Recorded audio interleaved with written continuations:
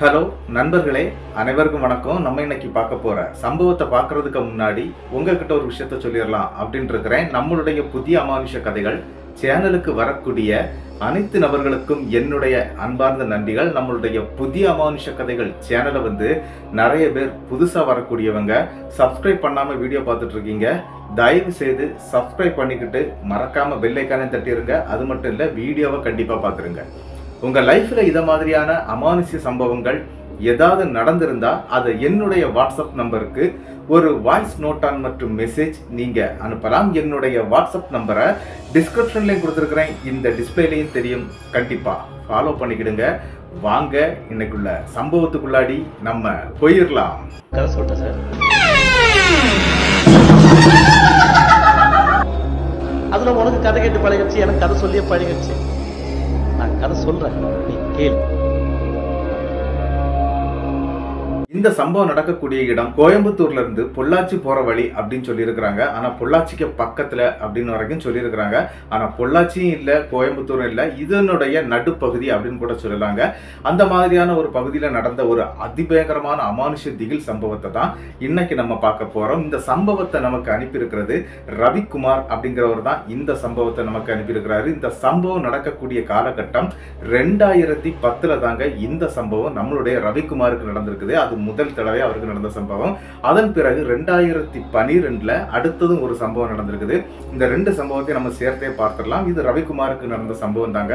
இது என்ன அப்படின்னு பாத்தீங்கன்னா, கிட்டத்தட்ட 2010 காலகட்டத்துல நம்மளுடைய ரவிக்குமார் அதாவது மெக்கானிக்கல் வேலை பார்த்துட்டு இருக்கிறாருங்க. இந்த ஒர்க் ஷாப் வேலைன்னு சொல்லுவாங்க பார்த்திருக்கீங்களா, அந்த மாதிரி ஒரு மெக்கானிக்கல் வேலை பார்த்துட்டு இருக்கிறாரு. அது ஒரு பெரிய ஒரு ஒர்க் ஷாப்ல தான் அவர் வேலை பார்த்துட்டு இருக்கிறாரு. என்ன அப்படின்னா, கிட்டத்தட்ட டெய்லி ஒரு 100 வண்டிகள் வந்துட்டு போகக்கூடிய ஒரு இடமா தாங்க அவங்களுடைய ஒர்க் ஷாப் இருக்குது. அந்த ஒர்க் ஷாப்ல இவர் வேலை பார்க்கும்போது இவருக்குன்னு கொடுக்கப்பட்டிருக்கக்கூடிய வேலை என்ன அப்படின்னு பாத்தீங்கன்னா, மெயின் வேலை அப்படின்னு சொல்லலாம். அதாவது பிரேக் டவுன் ஆகி கிடக்கும் பார்த்திருக்கீங்களா வண்டிகள், அந்த மாதிரி வண்டிகளை போய் எடுத்துட்டு வரக்கூடிய வேலையை நம்மளுடைய ரவிக்குமாருக்கு கொடுத்துருக்காங்க. அந்த மாதிரி வேலை இல்லை அப்படின்னா அவர் ஒர்க் ஷாப்புக்கு உள்ளாடி தாங்க வேலை பார்த்துக்கிட்டு இருப்பாரு. அதே மாதிரி தாங்க ஒரு நாள் ஒரு சம்பவம் நடக்குது. இந்த பொள்ளாச்சி போகக்கூடிய ரூட் அப்படின்னு சொல்லி இருக்கிறாரு. இவங்க ஒர்க் ஷாப்புக்கு இருக்கக்கூடிய இடத்துல இருந்து கிட்டத்தட்ட ஒரு 12 கிலோமீட்டர் தூரத்துல கார் இந்த மாதிரி பிரேக் டவுன் ஆகி நிக்குது அப்படின்னு சொல்லிக்கிட்டு இவருக்கு கால் வருதுங்க. இவர் இருக்கக்கூடிய அந்த டிபார்ட்மெண்ட்டுக்கு கால் வருது அப்படின்னு கூட சொல்லலாங்க. அந்த கால் அட்டன் பண்றாரு என்னுடைய ரவிக்குமார். அப்படி கால் அட்டன் பண்ணி அவர் என்ன பண்றாரு அப்படின்னா, ஹலோன்னு கேட்கிறாருங்க. அப்படி கேட்கும்போது இந்த மாதிரியான ஒரு ரூட்டை சொல்றாங்க.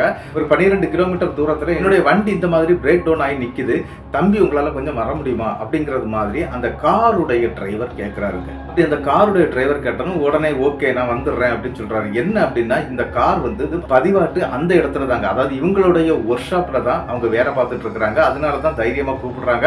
சரின்னு சொல்லிக்கிட்டு அந்த இடத்துல நம்மளுடைய ரவிக்குமார் என்ன பண்றாரு அப்படின்னா, என்ன பிரச்சனை அப்படின்னு சொல்லி கேட்கிறாரு. திடீர்னு வண்டி ஓடி வந்தது, அப்படியே நின்றுடுச்சு அப்படின்னு சொல்லிட்டு சொல்றாங்க. சரி வண்டி எந்த இடத்துல நிக்குது அப்படின்னு சொல்லி கேட்கும்போது அவங்க ஒரு குறிப்பிட்ட ஒரு மெயின் ரோட சொல்றாங்க. அந்த மெயின் ரோட்ல இருந்து கிட்டத்தட்ட அந்த ஊருக்கு போகக்கூடிய வழின்னு சொல்றாங்க. ஆனா அது என்ன அப்படின்னா, ஒரு இடைப்பட்ட பாதை அப்படின்னு சொல்லலாம். அதாவது வழியாட்டு கிடையாதுங்க, அந்த மண் ரோடு மாதிரி இருக்கும். அதாவது இவங்களாட்டே இந்த வண்டியை ஓட்டி ஓட்டி ஓட்டி அதை ஒரு ரோடு மாதிரி ஆக்கி வச்சிருப்பாங்க இல்லையா, அந்த மாதிரி ஒரு ரூட்டு தாங்க. அந்த ரூட்ல தான் வண்டி நிக்குது. ஆனா அந்த வழியில கூடுதல் வண்டிகள் போக்குவரத்துகள்லாம் கிடையாதுங்க. ஏதாவது 1-2 வண்டி அந்த ஊருக்குள்ள போகக்கூடிய வண்டிகள் அப்படி போகும் வரும்.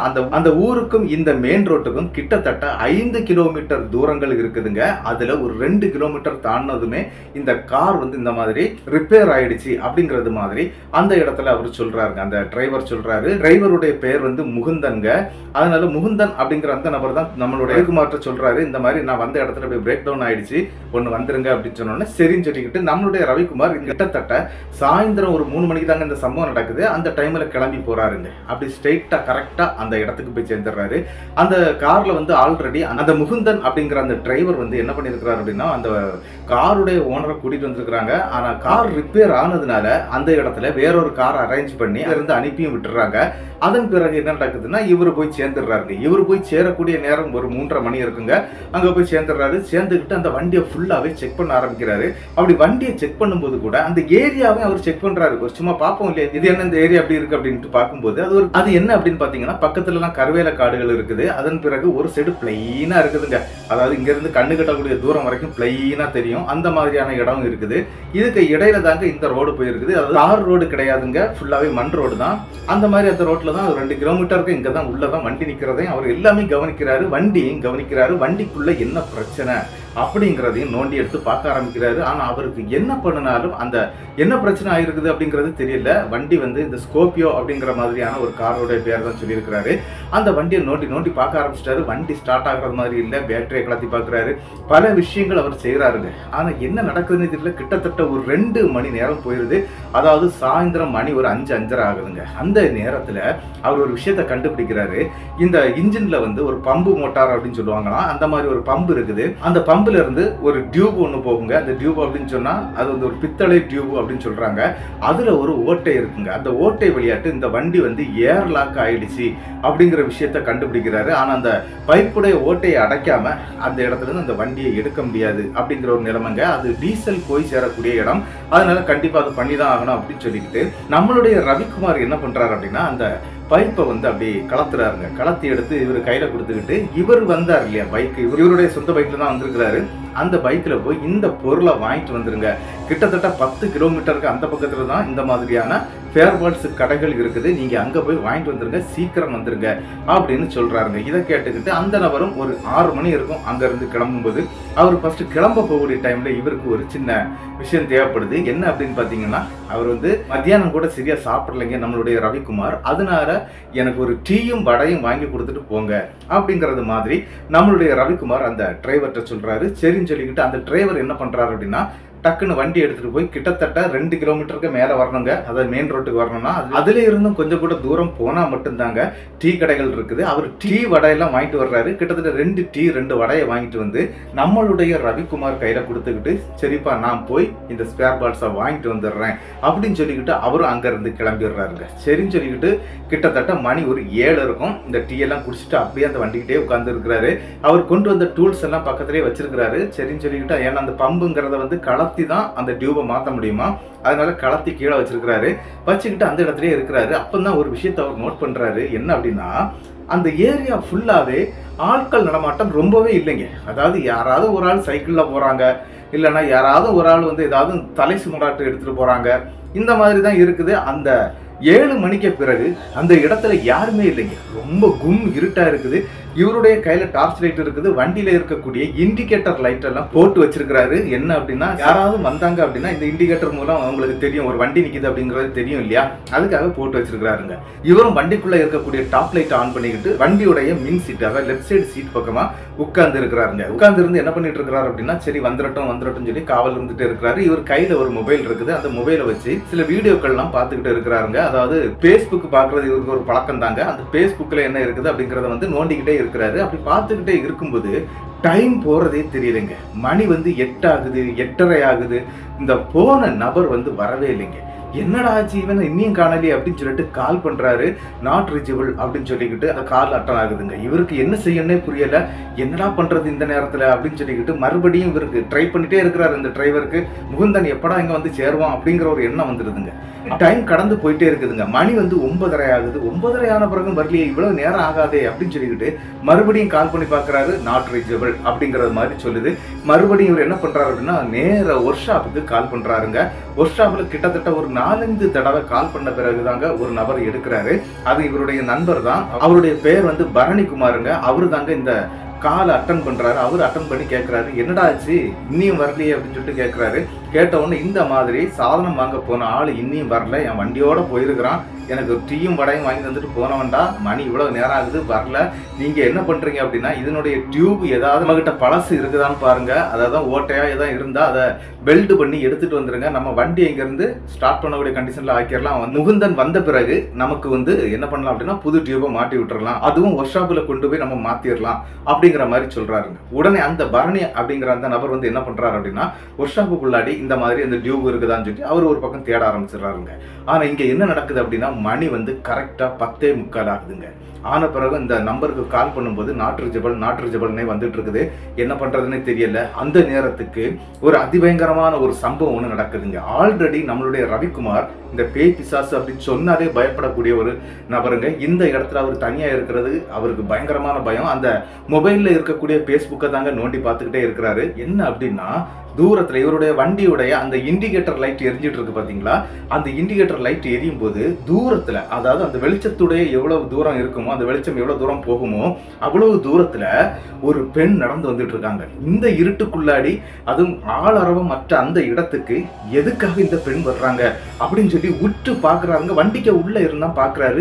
அந்த பெண் வந்து கருப்பு கலர்ல சாரி கட்டி இருக்கிறாங்க. அது கருப்பா பச்சையா மஞ்சள் அப்படிங்கிற எந்த இதுவுமே அவருக்கு சரியா கலர் தெரியல. ஆனா கருப்பு கலர்ல தாங்க அந்த ட்ரெஸ்ஸே தெரிஞ்சிருக்குது. அந்த பெண் மெல்ல மெல்ல நடந்து கிட்ட வர்றாங்க.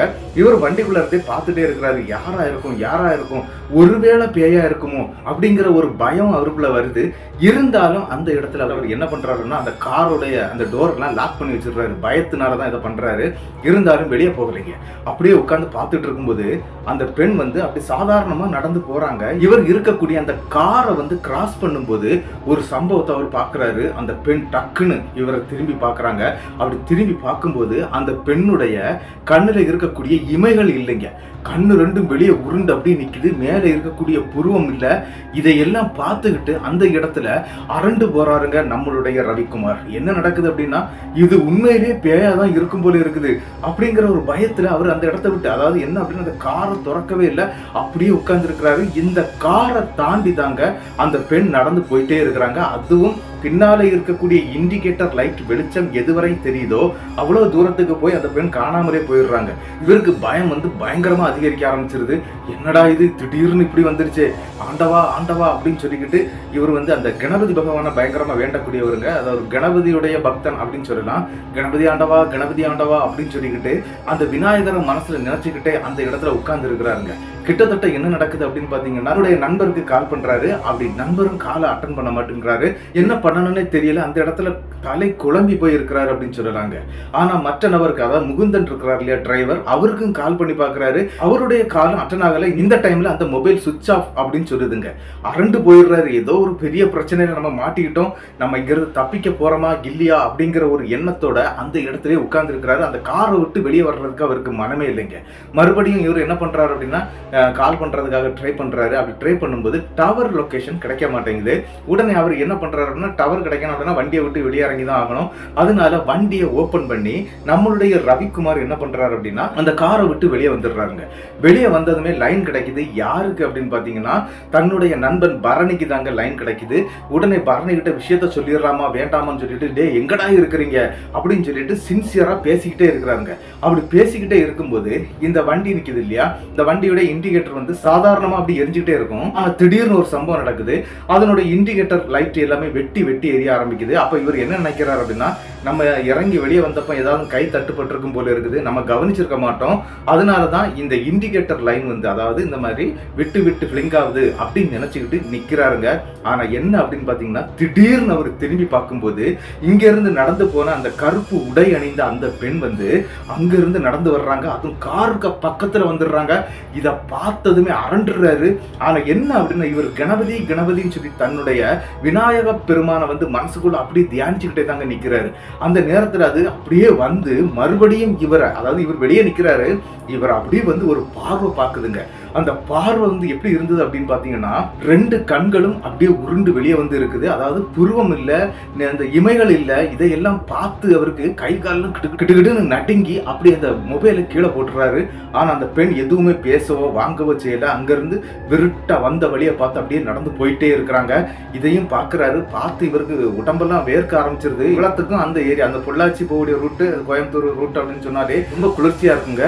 ஆனா என்ன அப்படின்னா, அந்த குளிர்லையும் அவருக்கு வந்து இந்த மாதிரி சுரட்டாக ஆரம்பிக்குது. அதாவது வேர்த்து கொட்ட ஆரம்பிக்குது. இது அவரே தன்னைத்தானே பார்க்கிறாரு. என்னடா நம்ம உடம்புல இப்படி வேர்த்து இருக்குது அப்படின்னு சொல்லி பார்த்துட்டே நிற்கும் போது அந்த பெண், அதாவது ஒரு கண்ணு கெட்டக்கூடிய தூரம், இந்த லைட் எரியுது பாத்தீங்களா, கண்ணு கெட்டக்கூடிய தூரத்துக்கு அப்படியே போய் மறைஞ்சு போயிருதுங்க. ஆனா இது மறைஞ்சு போச்சுதா இல்ல வேற எங்கேயாவது நடந்து போச்சுதா அப்படிங்கிறது வந்து இவருக்கு தெரியவே இல்லை. நம்மளுடைய ரவிக்குமார் அந்த இடத்துல பயத்தின் உச்சத்துல இருக்கும்போது தன்னுடைய நண்பன் பரணி அப்படிங்கிற அந்த நபர் இன்னொரு நண்பர், அதாவது கூட நண்பரை கூட்டிட்டு வர்றாரு. அவருடைய அவருடைய பேர் ராகவன். பரணி மற்றும் ராகவன் 2 பேரும் அவங்களுடைய பைக்ல வந்து இறங்குறாங்க. என்னடா ஆச்சு, ஏன்டா இந்த மாதிரி பண்ணிட்டு இருக்கிற அப்படின்னு சொல்லி கேக்குறாங்க. ஏன் அப்படின்னா, அவர் வண்டியில வந்துட்டு இருக்கும்போது இவர் சும்மா கால் பண்ணிட்டே இருந்தாருன்னு நான் சொன்னேன் இல்லையா, அப்போ திட்டிகிட்டே தாங்க வந்துட்டு இருக்கிறாரு. ஆனா மொபைலை கீழே போட்டதுனால, அந்த பெண் அப்படி நடக்கும்போது மொபைலை கீழே போட்டார் இல்லையா, அதனால இவருக்கு அந்த பதட்டத்துல மொபைலை கூட எடுக்கலைங்க, அப்படியே நின்றுட்டு இருக்கிறாரு. ஆனா என்ன நடந்துச்சு அப்படின்னு பாத்தீங்கன்னா, இந்த நண்பர்கள் வந்து கத்துறாங்க, என்னடா ஒரு மாதிரி ஆயிட்டா, போனை ஏன்டா பேசிட்டு இருக்கும்போது இது பண்ணிட்ட, கட் பண்ணிட்ட அப்படிங்கிற மாதிரிலாம் கேட்கறாங்க. இல்லப்பா, இந்த மாதிரியான ஒரு அமானுஷ்ய திகில் சம்பவம் இந்த இடத்துல நடந்ததுடா, எனக்கு பயமா இருக்குதுடா, உடனே இந்த சாதனங்களை எடுத்து நம்ம இங்கிருந்து போயிருவோம் அப்படின்னு சொல்லிக்கிட்டு அவர் வந்து அந்த வேலை பார்க்கக்கூடிய இதுல இல்ல. என்ன அப்படின்னா, அவங்க கொண்டு வந்த அந்த பைப்புன்னு சொன்னேன் இல்லையா, பம்புடைய பைப் அப்படின்னு சொன்னேன் இல்லையா, அந்த பைப் இந்த வண்டிக்கு செட்டே ஆகாது, அதனால அந்த இடத்துல இதை பண்ண முடியாது, நம்ம உடனே இங்கிருந்து கிளம்புவோம், முகுந்தனுக்கு என்ன ஆச்சுன்னு தெரியல, சரி எதுனால நம்ம நாளைக்கு பார்த்துக்கலாம் அப்படின்னு சொல்லிக்கிட்டு இவர் கொண்டு வந்த அந்த டூல்ஸ் இருக்கு பாத்தீங்களா, அதை எல்லாத்தையுமே எடுத்துக்கிட்டு நம்மளுடைய ரவிக்குமார் என்ன பண்றாரு அப்படின்னா, வேக வேகமா இவருடைய பைக்ல ஏறி உட்கார்றாங்க. இவங்க 3 பேர் ஒரே பைக்லங்க. அப்படியே வந்துகிட்டு இருக்கும்போது திடீர்னு ஒரு சம்பவம் நடக்குதுங்க. இவங்க கிட்டத்தட்ட 2 கிலோமீட்டர் தூரம் வந்து வந்தாதான் இந்த மெயின் ரோட்டுக்கு வர முடியும். ஆனா இவங்க ஒரு 1 கிலோமீட்டர், அதாவது 1 கிலோமீட்டர் கூட கிடையாதுங்க, ஒரு அரை கிலோமீட்டர் தூரம் வந்த உடனே பின்னால இருக்கக்கூடிய நம்மளுடைய ரவிக்குமார் வந்து ஒரு விஷயத்த பாக்குறாரு. என்ன அப்படின்னா, அவருக்கு வந்து 2 பெண் குழந்தைகள். அந்த 2 பெண் குழந்தைகளுடைய பெயரையும் வந்து அவருடைய வண்டி இருக்கு பாத்தீங்களா, அவருடைய பல்சர் பைக் தான் வச்சிருக்காரு.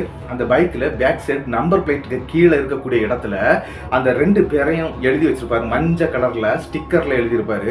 அந்த ஸ்டிக்கர் அவருடைய கண்ணுல படுதுங்க. அது கொஞ்சம் தூரத்துல படுது.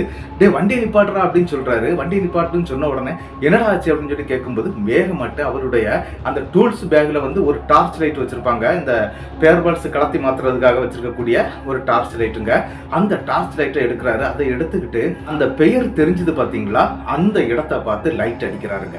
அப்படி லைட் அடிக்கும் போதுதான் ஒரு விஷயம் தெரியுது. என்ன அப்படின்னா, அவருடைய பைக் அங்க விழுந்து கிடக்கிறது தெரியுதுங்க. அதனுடைய அந்த பேக் சைடு மட்டும்தான் தெரியுது. அதாவது என்ன அப்படின்னா, ஒரு பள்ளத்துக்குள்ள தலை குத்தி கீழே விழுந்து கிடக்கிறது மாதிரி தெரியுது. அதுவும் பேக் சைடு மட்டும் தான் தெரியுது. டே என்னுடைய வண்டி என்ன கிடக்குதுடா அப்படின்னு சொல்லிக்கிட்டு கத்துறாருங்க நம்மளுடைய ரவிக்குமார். கூட இருக்கக்கூடிய பரணி மற்றும் ராகவன் இவங்க எல்லாருமே பாத்துடுறாங்க. ஆமாடா, அது உன்னுடைய வண்டி தான்டா அப்படின்னு சொல்லிக்கிட்டு இவங்க என்ன பண்றாங்க அப்படின்னா, அவங்களுடைய பைக்கை திருப்பிக்கிட்டு அதே ரூட்டுக்கு போறாங்க. அது ரூட்டு கிடையாதுங்க, சைடுல இருக்கக்கூடிய ஒரு வெட்ட வெளியான ஏரியா தான். ஆனா அதுக்கு அந்த பக்கம் கொஞ்சம் கருவேல காடுகள் இருக்குதுங்க. இவங்களும் வேக வேகமா வண்டியை கொண்டு கிட்ட விட்டு பார்க்கும்போது ஒரு சின்ன பள்ளத்துக்கு உள்ளாடி, அதாவது ஒரு 3 அடி பள்ளத்துக்குள்ளாடி இவருடைய அந்த பல்சர் பைக் வந்து அப்படியே கமந்தடிச்சு கீழே கிடக்குது. அந்த இடத்துல இந்த நபருடைய, யார் முகுந்தன் இருக்கிறார் இல்லையா டிரைவர், அவருடைய அந்த மொபைலும் அங்க தாங்க இருக்குது. அந்த மொபைலையும் எடுத்துடுறாங்க. எடுத்து பார்க்கும்போது, டே இந்த இடத்துல இவன் விழுந்திருக்கிறான், ஆனா இவன் எங்க போனான்னு தெரியலையே அப்படின்னு சொல்லி தேடி பார்க்கறாங்க. அந்த இடத்துல இவர் ஊந்து அதாவது தவழ்ந்து போவாங்க இல்லையா, அந்த மாதிரி போன ஒரு சின்ன அடையாளங்கள்லாம் இருக்குது. கொஞ்சம் செம்மண்ணுகள் மாதிரி இருக்கக்கூடிய ஏரியா தாங்க. அந்த கைகள் பட்டா உடனே தெரியும். அந்த மாதிரி இருக்கிறதுனால, டேய் இந்த பக்கம் தாண்டா போயிருக்கிறான், என்னன்னு பார்க்கணுமே அப்படின்னு சொல்லிக்கிட்டு இந்த டார்ச் லைட் வெளிச்சத்தோட இவங்க 3 பேரும் அந்த ஒரு 20 அடி அதை தாண்டி உள்ள போறாங்க. அதாவது அந்த இடத்தை விட்டு ஒரு 20 அடி தாண்டின உடனே ஒரு சின்ன பள்ளங்க. அந்த பள்ளம் எப்படி இருக்குது அப்படின்னு பாத்தீங்கன்னா, மறுபக்கத்துல ஒரு பெரிய சுடுகாடுங்க. அது எப்படி இருக்குன்னா, ஒரு 3 சைஸா வச்சிருக்கிறாங்க. ஒரு 3 சைஸ்ல 3 திணுசுல வந்து இந்த சுடுகாடு அமைக்கப்பட்டிருக்குது. அதுல இந்த நபர் இறங்கி போயிருக்கிறது சென்டர்ல இருக்கக்கூடிய அந்த சுடுகாட்டு பகுதியில தான் இறங்கி போயிருக்கிறாரு.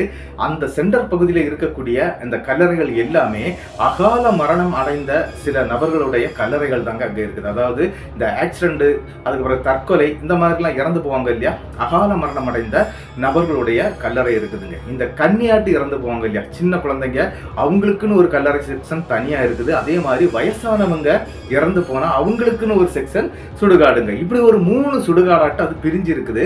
அந்த சென்டர் சுடுகாட்டு வழியாக தான் இவர் போயிருக்கணும் அப்படிங்கிற மாதிரி தெரியுதுங்க. என்ன நடக்குது அப்படின்னு பாத்தீங்கன்னா, இந்த டார்ச் லைட் அடிச்சுக்கிட்டே இவங்க 3 பேரும் மெல்ல மெல்ல இறங்கி போறாங்க. ஆனா அந்த 3 பேருக்குமே நல்ல பயம் உள்ள ஆட்கள் தாங்க. அதாவது தன்னுடைய தெய்வத்தை மட்டும் மனசுல வேண்டிக்கிட்டு அவங்க அந்த இடத்துக்கும் போறாங்க. கரெக்டா அந்த சுடுகாட்டுடைய பேக் சைடுல தாங்க இவங்க இறங்கி இருக்கிறாங்க. ஆனா அந்த சுடுகாட்டுடைய மின் பக்கம் வந்து இன்னொரு பக்கம் இருக்குது. அந்த பக்கம் ஒரு மண் ரோடு போகுதுங்க. அதுதான் மின் பக்கம். அதாவது இந்த ஊருக்கெல்லாம் ஏகதேசம் சுடுகாடு அதுதான் அப்படின்னு சொல்லப்படுதுங்க. என்ன நடந்திருக்கு அப்படின்னு பாத்தீங்கன்னா, இவங்க மெல்ல மெல்லமா நடக்க ஆரம்பிச்சிடுறாங்க.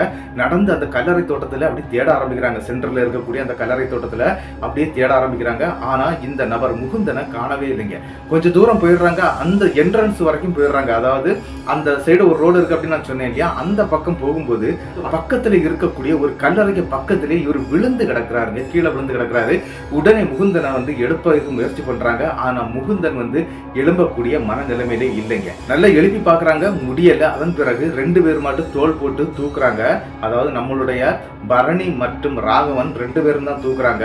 நம்மளுடைய ரவிக்குமார் வந்து ஃப்ரண்ட்ல டார்ச் லைட் அடிச்சுட்டு இவரை அப்படியே தூக்கி மெல்லமா அந்த பேக் சைடுக்கு கொண்டு போறாங்க. அந்த கல்லறை தோட்டத்துல இருந்து இவங்க தூக்கிட்டு வந்துட்டே இருக்கிறாங்க. அது வரைக்கும் அந்த இடம் வந்து ரொம்ப பின் ட்ராப் சைலண்டா இருந்த அந்த இடத்துல ஒரு சம்பவம் அப்ப நடக்குதுங்க. என்ன அப்படின்னு பாத்தீங்கன்னா, ஒரு 100 அடி தூரத்துல இவங்க வந்து அந்த சுடுகாட்டை தாண்டி ஒரு சின்ன மேடு இருக்குது அப்படின்னு சொன்னீங்க, இவங்க வரக்கூடிய அந்த பின்பக்கம் வழிக்கு வரணும் இல்லையா, அந்த இடத்துக்கு வரும்போது திடீர்னு ஒரு சிரிப்பு சத்தம் கேட்குதுங்க. அது ஒரு பெண்ணுடைய சிரிப்பு சத்தம் தான். இந்த சத்தம் கேட்ட உடனே நம்முடைய ரவிக்குமார் கையில தாங்க இந்த டார்ச் லைட் இருக்குது. அந்த டார்ச் லைட் அப்படியே அடிச்சு பாக்குறாரு. அப்படி அடிச்சு பார்க்கும்போது அரண்டுறாருங்க. என்ன அப்படின்னா, இவரை 2 தடவை அங்கே இங்கே கிராஸ் பண்ணி ஒரு பொண்ணு போச்சுது நான் சொன்னேன் பாத்தீங்களா, அந்த பொண்ணு தாங்க அங்க நிக்குது.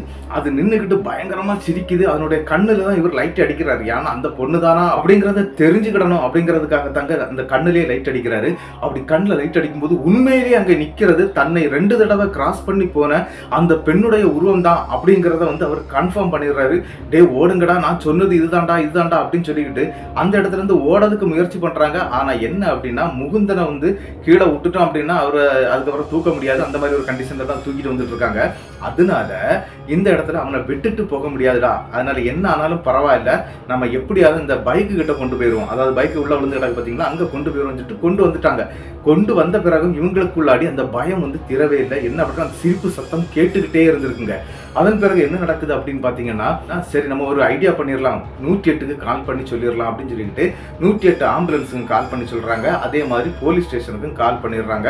விஷயத்த சொல்லி இந்த இடத்துக்கு போலீஸும் வந்துருது. அதே மாதிரி அந்த 108 ஆம்புலன்ஸும் வந்துருது. நம்மளுடைய முகுந்தனை வந்து இந்த மாதிரி அங்கிருந்து கொண்டும் போயிடுறாங்க. ஆனா எக்காரணத்தை கொண்டு இந்த சுடுகாட்டுல தான் இவன் விழுந்து கிடந்தான் அப்படிங்கிற விஷயத்த எதுவும் சொல்லல. இந்த இடத்துல தான் பைக்ல விழுந்துட்டான் போல இருக்குது, எங்களுக்கு தெரியல, போன் பண்ணி பார்த்தோம் கிடைக்கல அப்படி இப்படின்னு சொல்லி இவங்க வேற விஷயங்கள் சொல்லி சமாளிச்சுக்கிட்டு முகுந்தனை ஹாஸ்பிட்டல்ல அட்மிட் பண்ணிடுறாங்க. இவங்க அவங்களுடைய பைக் எல்லாம் எடுத்துக்கிட்டு அங்கிருந்து வந்துடுறாங்க. அதே மாதிரி நடந்த சம்பவத்தை இந்த ஒர்க் ஷாப் ஓனர் வந்து இந்த காருடைய ஓனருக்கு கால் பண்ணி சொல்லிடுறாங்க. அவங்களுடைய ஆட்களும் வந்து கார் அங்கிருந்து எடுத்துட்டு போகக்கூடிய எல்லா வேலைகளும் அவங்களும் பார்த்துடுறாங்க. அதன் பிறகு என்ன நடக்குது அப்படின்னா, முகுந்தன் ஹாஸ்பிட்டல்ல அட்மிட்ல இருக்கிறாரு. கிட்டத்தட்ட 2 நாளைக்கு பிறகு தாங்க அவர் கண் முழிச்சிருக்கிறாரு. கண் முழிச்சவர்கிட்ட அந்த ஓனர் இருக்காரு பாத்தீங்களா, அந்த வண்டியுடைய ஓனர் கேட்டிருக்கிறாரு, என்னடா நடந்துச்சு அப்படின்னு சொல்லி கேட்டிருக்கிறாருங்க. அப்பந்தாங்க அவர் ஒரு பெரிய பூகம்பமே நடந்து முடிஞ்ச விஷயத்த சொல்லி இருக்கிறாரு. என்ன அப்படின்னு பாத்தீங்கன்னா, இவர் டீ வடை வாங்கி கொண்டு நம்ம ரவிக்குமார் கையில கொடுத்தாரு இல்லையா, அப்படி கொடுத்துக்கிட்டு இவர் ரிட்டர்ன் போகும்போது, அதாவது இந்த ஃபேர்பால்ஸ் சாதனத்தை வாங்க போகும்போது ஒரு பொண்ணு வந்து வழியில நின்று இருக்குங்க. என்னம்மா ஏமா இதுல நிக்கிற இந்த இருட்டுல அப்படின்னு சொல்லி கேட்கறாரு. ஏன் அப்படின்னா, கிட்டத்தட்ட 2 கிலோமீட்டர் தூரம் போகணும், மெயின் ரோட்டுக்கு போகணும்னா, நீ எதுக்குமா இதுல வந்து நிக்கிற அப்படின்னு சொல்லிட்டு நம்மளுடைய முகுந்தன் கேட்டிருக்கிறாரு. அது ஒண்ணும் இல்ல, மெயின் ரோட்டுக்கு போகணும், வழி தெரியல, நான் வழி மாறி இங்க வந்துட்டேன் அப்படிங்கறது மாதிரி அந்த பொண்ணு சொல்லி இருக்குங்க. சரிம்மா நீ என் வண்டியில ஏறுமா, நான் அந்த ரூட்ல தான் போறேன், உன்னை நான் மெயின் ரோட்ல விட்டுறேன் அப்படின்னு சொல்லி முகுந்தன் சொல்லி இருக்கிறாரு. சரின்னு சொல்லிக்கிட்டு அந்த பொண்ணையும் பின்னால வண்டியில ஏற்றி உட்கார வச்சிருக்கிறாருங்க. அப்படி ஏறி உட்கார்ந்து வண்டி போயிட்டு இருக்குது. கிட்டத்தட்ட ஒரு 1/2 கிலோமீட்டர் சுடுகாட்டு பகுதி அப்படின்னு நான் சொன்னேன் இல்லையா, அதுகிட்ட வரும்போது நம்மளுடைய முகுந்தனுக்கு வந்து திடீர்னு ஒரு மயக்க மாதிரி, அதாவது கண்ணெல்லாம் இருட்டிக்கிட்டு ஒரு மயக்க மாதிரி வந்திருக்குது. அப்படி மயங்குறவர் தாங்க. அதுக்கு பிறகு என்ன நடந்துச்சுன்னு எனக்கு தெரியல, நான் ஹாஸ்பிட்டல்ல தான் கண்ணு முழிக்கிறேன் அப்படிங்கிற விஷயத்த சொல்றாரு. இதையெல்லாம் கேட்டுக்கிட்டு அரண்டு போயிடுறாங்க. அங்க இருக்க கேட்டுட்டு நின்ன ஓனருக்கு வரைக்கும் பயங்கரமான ஒரு பயம் வந்துருதுன்னு கூட சொல்லாங்க. அந்த நபர்கிட்ட அதுக்கப்புறம் விசாரிக்கிறாங்க. 2-3 நாளைக்கு பிறகு நம்மளுடைய ரவிக்குமார் தாங்க இதை விசாரிச்சு தெரிஞ்சுக்கிட்டாரு. என்ன அப்படின்னா, முகுந்தனுக்கு என்ன ஆச்சு அப்படின்னு சொல்லிட்டு கேட்டு தெரிஞ்சுக்கிட்டாங்க. அப்பந்தாங்க இந்த விஷயங்கள் எல்லாமே வெளியே வந்திருக்குது. அதுக்கு பிறகு என்னுடைய ரவிக்குமாரும் அங்க நிற்கும் போது இந்த சம்பவம் நடந்தது இல்லையா, அதை எல்லாத்தையுமே சொல்லியிருக்கிறாரு. இந்த மாதிரி அந்த பொண்ணை நானும் பார்த்தேன், என்னுடைய நண்பர்களும் பார்த்தாங்க அந்த சுடுகாட்டுல வச்சு அப்படின்னு சொல்லி எல்லா விஷயத்தையுமே சொல்லியிருக்கிறாருங்க. ஆனா என்ன அப்படின்னு பாத்தீங்கன்னா, அந்த பொண்ணு அங்க வச்சு பிடிச்சதோட சரி, அதுக்கு பிறகு இவருடைய உடம்புல வந்து தொந்தரவு பண்ணவோ வேற எதுவும் பண்ணவோ எதுவுமே பண்ணலைங்க. அதனால இவங்க வந்து அது பெருசா எடுத்துக்கல, கோவிலுக்கு எல்லாம் போயிருக்கிறாங்க, எந்த பிரச்சனையும் இல்லை. அந்த நேரத்துல உங்களை அட்டாக் பண்ணி இருக்குது, அவ்வளவுதான், வேற எதுவுமே கிடையாது அப்படின்னு சொல்லி நம்மளுடைய ரவிக்குமாரும் சரி, நம்மளுடைய பரணியும் சரி, அதே மாதிரி ராகவனும் சரிங்க, அதே மாதிரி முகுந்தனுக்கும் அதே நிலைமை தான். என்ன அப்படின்னா, இந்த மாதிரி எந்த பிரச்சனை உங்களுக்கு இல்லை அப்படிங்கிற மாதிரி கோயிலே சொல்லியிருக்கிறாங்க.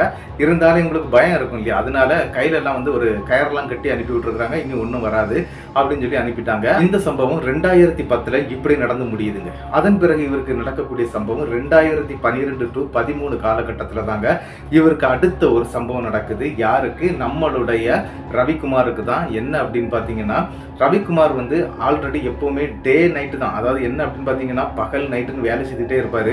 2 நாளைக்கு ஒருக்கா வீட்டுக்கு போறது இந்த மாதிரி எல்லாம் நடந்துட்டு இருக்கும். நல்ல வேலை செய்யக்கூடிய ஒரு நபருங்க. அந்த ஒர்க் ஷாப்ல அவரை வந்து நல்ல ஒரு தங்க மாதிரி வச்சுட்டு இருக்காங்களா அந்த அப்படிங்கிற மாதிரி எல்லாம் சொல்லியிருக்கிறாங்க. அப்படிப்பட்ட அந்த நபருக்கு வந்து அடுத்த ஒரு சம்பவம் அவங்க வீட்டு பக்கத்துலயே அவருக்கு நடக்குதுங்க. எப்பவும் சரி ஒரு 10 மணிக்கெல்லாம் வேலையை முடிச்சுக்கிட்டு வீட்டுக்கு வந்துருவாரு. அப்படி இல்லை அப்படின்னா கிட்டத்தட்ட ஒரு 12 மணி வரைக்கும் அவங்களுடைய மனைவி வந்து வெயிட் பண்ணிட்டே இருப்பாங்க வீட்டுல. என்ன அப்படின்னா சரி கணவர் வந்துருவாரு அப்படின்னு சொல்லிட்டு, ஏன்னா ஒரு 12 மணிக்கு உள்ளாடி வந்துடணும், அதுதான் அவங்களுடைய ரூல்ஸ். இல்லைன்னா அங்கேயே தங்கிக்கிட்டு மறுநாள் வந்தா போதும் அப்படின்னு சொல்லியிருக்கிறாங்க. அதே மாதிரிதான் நம்மளுடைய ரவிக்குமாரும், அதாவது என்ன அப்படின்னா 10 மணினா வீட்டுக்கு வந்துருவாரு. அது தாண்டி போச்சுது அப்படின்னா ஒரு 12 மணிக்கு வீட்டுக்கு வந்துருவாருங்க. ஆனா ஒரு நாள் என்ன நடக்குது அப்படின்னு பாத்தீங்கன்னா, கிட்டத்தட்ட 2 நாளா டே நைட்டு வேலை பார்க்குறாரு. அதாவது வீட்டுக்கே வர முடியல, அவ்வளோ ஒர்க் இருக்குது. ஃபோன் பண்ண கூட நேரம் இல்லைன்னு சொல்லலாங்க. ஆனால் என்ன நடந்திருக்கு அப்படின்னு பார்த்தீங்கன்னா, கடைசி நாள் வேலை முடியுதுங்க. அதுவும் ஒரு நைட்டு ஒரு 12 மணி ஆயிடுது. அந்த ஒர்க் ஷாப்பை விட்டு இவர் வர வேண்டாம் அப்படின்னு நினைக்கிறாரு. இருந்தாலும் அங்கே இருந்தோம்னா நமக்கு ஒர்க்கு தந்துக்கிட்டே இருப்பாங்க, தூங்க விட மாட்டாங்க, ரெஸ்ட் கிடைக்காது. அதனால எப்படியாவது வீட்டுக்கு போயிடுவோம் அப்படின்னு சொல்லிக்கிட்டு நம்மளுடைய ரவிக்குமார் அவருடைய ஊருக்குள்ள வந்துட்டு இருக்கிறாருங்க. இவங்க ஊர் எப்படி இருக்கு அப்படின்னு பார்த்தீங்கன்னா, கிட்டத்தட்ட ஒரு 7-8 தெருக்கள் இருக்குங்க. அதே மாதிரி என்ன அப்படின்னா, இவருடைய வீடு இருக்கக்கூடிய தெரு வந்து 2 பக்கம் வீடு இருக்கும், நடுவாப்புல வந்து அந்த தெரு இருக்குங்க. ஆனா கொஞ்சம் வீதி கூடின இடம் அப்படின்னு சொல்லி இருக்கிறாங்க. வீதி அப்படின்னா அந்த ரோட்டுடைய வீதி வந்து ஒரு 15 அடி வீதி இருக்கும். 2 கார்கள் வந்து அங்க இங்கேயும் நிசாரமா போயிட்டு வரலாம். அந்த மாதிரியான எங்களுடைய வீட்டுடைய மின்பக்கம் இருக்கக்கூடிய ரோடு அப்படின்னு சொல்லி இருக்கிறாங்க. இவங்க வீட்டுக்கு அடுத்தாப்புல கிட்டத்தட்ட ஒரு 6 வீடுகள் இருக்குது. அது மின்பக்கம் ஒரு 3 வீடு, இந்த பக்கம் ஒரு 3 வீடு, அதுக்கு முன்னாலே இருக்கிறது தான் நம்மளுடைய ரவிக்குமாருடைய வீடுங்க. ஆனா என்ன நடந்துச்சு அப்படின்னு பாத்தீங்கன்னா, அன்னைக்கு நைட்டு 12 மணி இருக்குங்க. இவர் அந்த ஏரியாக்குள்ள வந்துட்டு இருக்கிறாரு. அப்படி வந்துட்டு இருக்கும்போது என்ன அப்படின்னு பாத்தீங்கன்னா, இவங்க ஏரியா பக்கத்துல கோயம்புத்தூர் பொள்ளாச்சி போகக்கூடிய இந்த ஒரு பெரிய மேம்பாலம் போட்ட ஒரு ரோடு இருக்குங்க. அதாவது பைபாஸ் ரோடு. அந்த ரோட்ல உள்ள வண்டிகள் வரிசையா போயிட்டே இருக்கும். நிறைய வண்டிகள் நைட் நேரத்துலயும் வண்டிகள் அங்கேயும் இங்கேயும் கிராஸ் ஆகிட்டே இருக்கும். லைட் வெளிச்சம் அப்பப்போ இந்த இடத்துக்கு வந்துட்டு போயிட்டே இருக்கும். இவங்க இருக்கக்கூடிய அந்த இடத்துக்கு வந்துட்டு போயிட்டு இருக்கும்.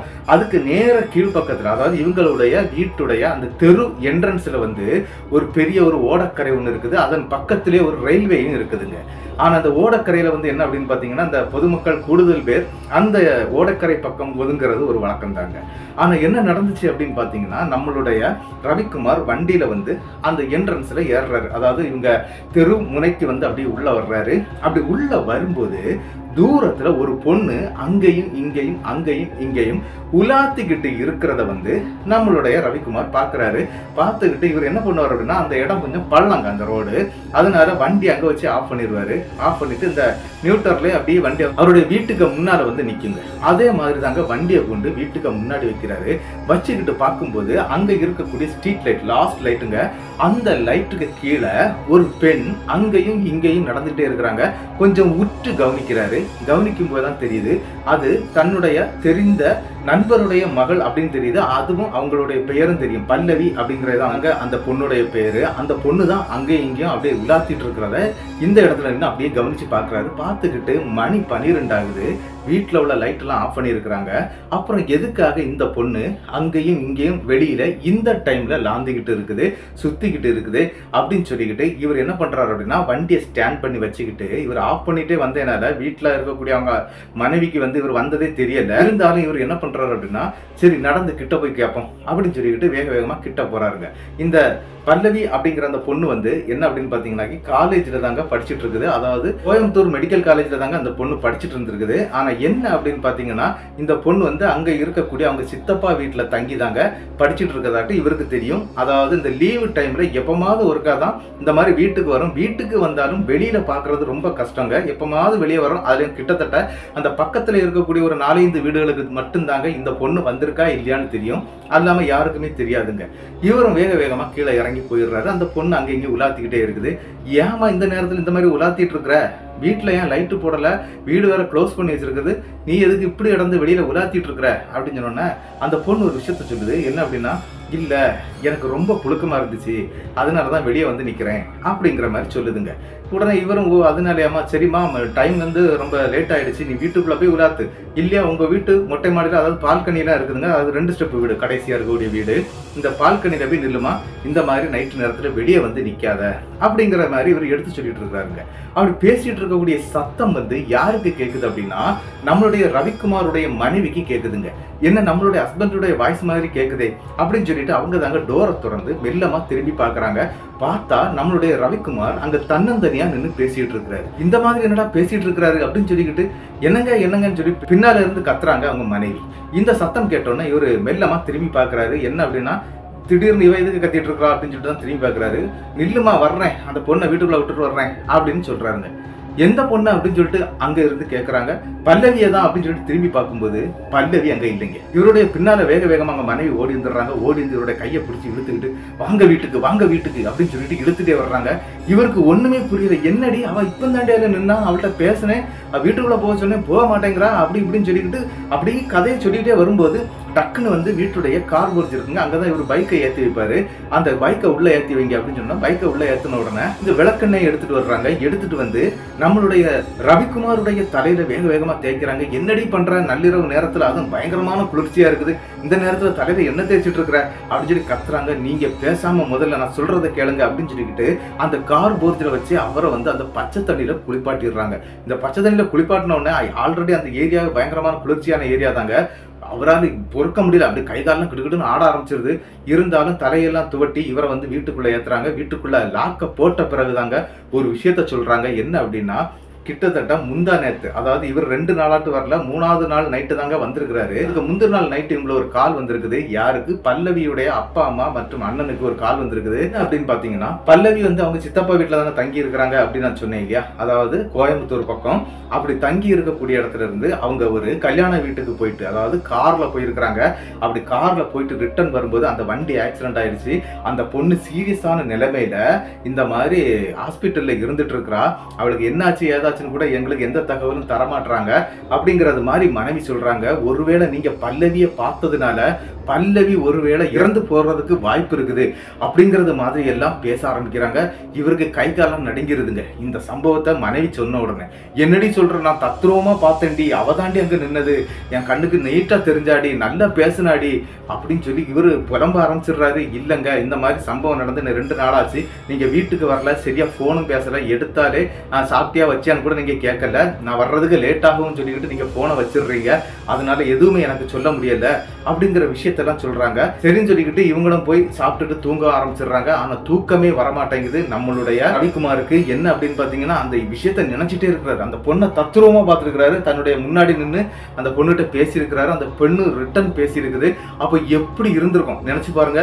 அதை வந்து யோசிச்சு தூக்கமே வரலைங்க. ஆல்ரெடி தூங்கவே இல்லை இவர் சரியாட்டு, ஆனாலும் தூக்கம் வரலைங்க. மறுநாள் காலையில 5 மணிக்கு பயங்கரமான ஜுரங்க நம்மளுடைய ரவிக்குமாருக்கு. என்னடா இப்படி ஜுரம் அடிக்குது அப்படின்னு சொல்லிக்கிட்டு ஹாஸ்பிட்டலும் கூட்டிட்டு போயிடுறாங்க அவங்க மனைவி. காலையில மறுநாள் காலையில இந்த ஹாஸ்பிட்டல் போயிட்டு வீட்டுக்கு வரக்கூடிய நேரத்துல பக்கத்து வீட்டுல இருப்பாங்க இல்லையா, அவங்க வந்து சொல்றாங்க, ஆக்சிடென்ட் ஆச்சு இல்லையா நம்மளுடைய பல்லவியுடைய குடும்பம், அதாவது அவங்க சித்தப்பா குடும்பம் எல்லாமே, அவங்களுக்கு எந்த பிரச்சனையும் இல்லை, பல்லவி எல்லாம் நல்லா தான் இருக்கிறாங்க, அவங்க இன்னும் 2 நாள்ல டிஸ்சார்ஜ் ஆயிடுவாங்க, ஒரு பிரச்சனையும் கிடையாது அப்படிங்கிற மாதிரி ஒரு வாக்கு இவங்க காதுல கேட்குதுங்க. இதை கேட்ட உடனே அப்ப நேத்தைக்கு நைட்டு நடந்தது அது என்னது அப்படிங்கிற மாதிரி ஒரு கேள்வி நம்மளுடைய ரவிக்குமாருடைய மனசுக்குள்ளாடி அப்படியே இருந்துட்டே இருக்கவே அவர் என்ன பண்றாரு அப்படின்னா 2 நாள் வேலைக்கே போகல, அவரால் முடியல, அவர் போகவே இல்லை.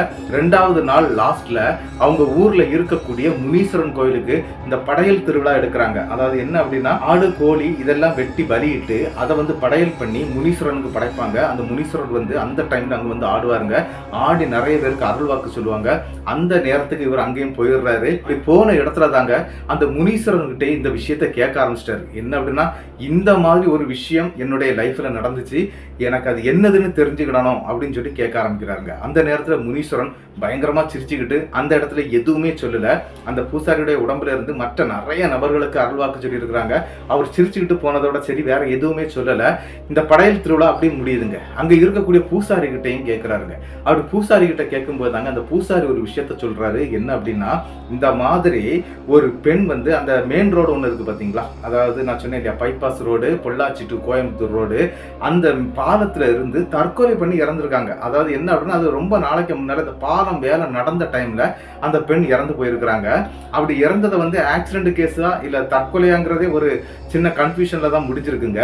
ஆனா அப்படி இறந்து போன பெண்ணுடைய ஆன்மா இந்த ரயில்வே ட்ராக் விளையாட்டு வந்து அடிக்கடி இவங்க இருக்கக்கூடிய, அதாவது நம்மளுடைய அந்த பல்லவி அப்படிங்கிற அந்த பொண்ணு இருக்கக்கூடிய வீட்டு பக்கம்னா கடைசி என்ட்ரன்ஸ் வீடு அப்படின்னு சொன்னேன் இல்லையா, அங்க வந்து உலாத்திக்கிட்டு இருந்திருக்குது. அதைத்தான் நம்மளுடைய ரவிக்குமார் பார்த்தது. அசல் இவர் பல்லவியை மனசுல நினைச்சுக்கிட்டு அந்த பொண்ணுகிட்ட போகும்போது அது பல்லவி மாதிரியே தோற்றம் அளிச்சிருக்குது. இதுதான் அங்க நடந்த சம்பவங்க. ஆனா என்ன அப்படின்னா, அந்த ஆன்மாவால அங்க இருக்க முடியாத அளவுக்கு நம்மளுடைய முனீஸ்வரன் வந்து சில பல வேலைகள் அங்க செய்துட்டாரு. அதனால இனிமேல் உனக்கு எந்த பிரச்சனையும் இருக்காது அப்படிங்கிறது மாதிரி தாங்க ரவிக்குமார் கிட்ட அந்த கோவில் பூசாரியும் எடுத்து சொல்லிடுறாரு. கோவில் பூசாரி சொன்ன விஷயத்தை கேட்ட பிறகுதான் இவர் மனதளவுல கொஞ்சம் நிம்மதி அடைஞ்சிருக்கிறாரு. அது மட்டும் இல்லாம அந்த கோவில் பூசாரி ஒரு விஷயத்த சொல்லியிருக்கிறாரு. என்ன அப்படின்னா, நீ நள்ளிரவு இந்த மாதிரி டைம்கள்ல வேலையை முடிச்சுட்டு வீட்டுக்கு வர்றது சரியில்லைப்பா. நீ 10 மணிக்கு முன்னால வந்துரு. அப்படி 12 மணி தாண்டிருச்சு அப்படின்னா, அதாவது 10 மணி தாண்டிருச்சுன்னா உன் கூட 2-3 பேராட்டு சேர்ந்து வர்ற மாதிரி பாருங்க. அதாவது ஃப்ரெண்ட்ஸுகள் வந்துகிட்டு அவங்க போவாங்க இல்லையா, அந்த மாதிரி உன்னை கொண்டு விட்டுட்டு போறது மாதிரி பாத்துக்க. அது மட்டும் இல்லாம இந்த 12 மணி தாண்டி வரக்கூடிய வேலையை நீ வச்சுக்கிடாத. நீ அப்படின்னா அந்த இடத்துல செட்டில் ஆயிரு அப்படிங்கிற மாதிரி சொல்லியிருக்காங்க. அதாவது அந்த இடத்துல வேலையை பார்த்துக்கிட்டு அங்கேயே படுத்து தூங்கிக்கிட்டு மறுநாள் நீ வந்தா போதும் அப்படிங்கிறது மாதிரி அந்த பூசாரி சொல்லியிருக்கிறாரு. அதையும் அவர் கேட்டுக்கிட்டாரு. அங்கேயும் ஒரு கயரை வாங்கி கட்டிக்கிட்டு தாங்க வந்திருக்கிறாரு. ஆனா என்ன ஆயிட்டு அப்படின்னா, இப்போ நம்மளுடைய ரவிக்குமார் தனியா ஒர்க் ஷாப் ஸ்டார்ட் பண்ணி அவர் வந்து தனியாட்டே வேலை பார்க்க ஆரம்பிச்சிட்டாரு. இப்போ ஆள் வச்சு வேலை பார்த்துட்டு இருக்கிறாரு. அது மட்டும் இல்லாம கரெக்டா 10 மணிக்கு முன்னால வீட்டுக்கு வந்து சேர்ந்துருவேன். இப்ப எனக்கு எந்த பிரச்சனையும் இல்லை. என்னுடைய லைஃப்ல இந்த 2 சம்பவமும் எனக்கு ஒரு அதிபயங்கரமா நடந்துச்சு அப்படிங்கிற மாதிரி தாங்க நம்மளுடைய ரவிக்குமார் இந்த சம்பவங்கள் 2யுமே நமக்கு அனுப்பி தந்திருந்தாங்க. இந்த சம்பவத்தை அனுப்பின நம்மளுடைய ரவிக்குமாருக்கு என்னுடைய பெரிய நன்றிகளை நான் சொல்லிக்கிறேன். இந்த சம்பவம் எப்படி இருந்துச்சு அப்படிங்கிறத வந்து மறக்காம உங்களுடைய தாழ்மையான கருத்துக்களை என்னுடைய கமெண்ட் பாக்ஸ்ல போட்டுட்டு போயிருங்க. மறக்காம இந்த வீடியோவுக்கு ஒரு லைக்கை கொடுத்துருங்க. இந்த வீடியோ உங்களுக்கு பிடிச்சிருந்தா உங்களுக்கு தெரியக்கூடிய அனைத்து நபர்களுக்கும் இந்த வீடியோவை ஷேர் பண்ணி விட்டுருங்க. மறக்காம சப்ஸ்கிரைப் பண்ணிக்கிட்டு பெல் ஐகானை தட்டிருங்க. அடுத்த வீடியோவில் சந்திக்கும் வரை உங்களிடமிருந்து விடைபெறுவது உங்கள் நாகர்கோவில் நாகராஜன்.